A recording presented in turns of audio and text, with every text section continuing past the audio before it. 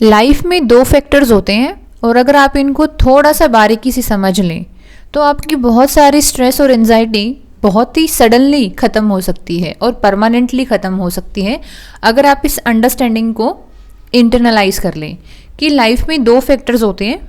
एक होता है कंट्रोलेबल और दूसरा होता है नॉन कंट्रोलेबल या अनकंट्रोलेबल।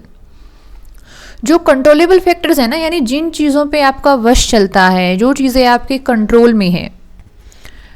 एक वो है। और दूसरी है जिन चीज़ों के बारे में आप कुछ कर नहीं सकते, उन चीज़ों पर आपका कोई वश नहीं चलता,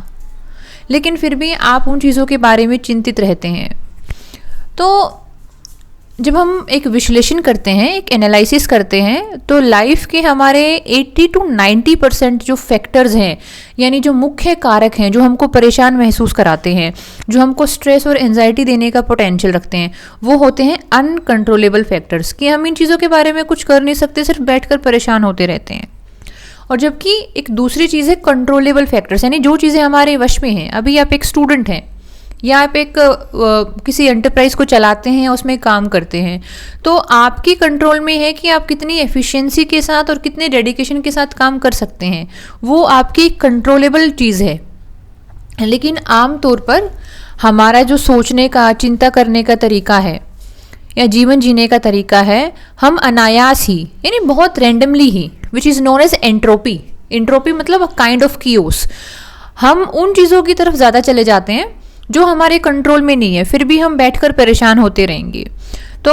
अगर आपको लाइफ में स्ट्रेस, एंजाइटी फील हो रही है, अगर आप कुछ चीज़ों को लेकर बहुत परेशान है, तो have a diary, like I have small diary, और मेंटेन अ लिस्ट कि जिन चीज़ों के बारे में आप लगातार चिंता करते हैं, आपका इनके ऊपर कितना वश चलता है।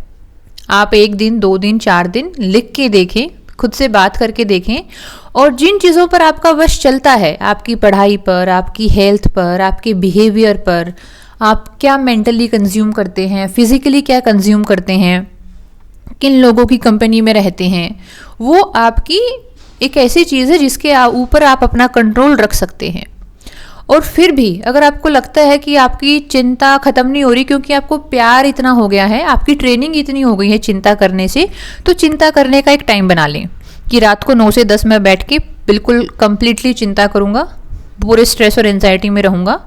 और उसके बाद फिर मैं अपना जो काम है, जो कंट्रोलेबल चीज़ें हैं, पढ़ाई है, हेल्थ है, घर का काम, बाहर का काम है, वो करूँगा। तो it will give you clarity and clarity will give you strength. Radhe Radhe.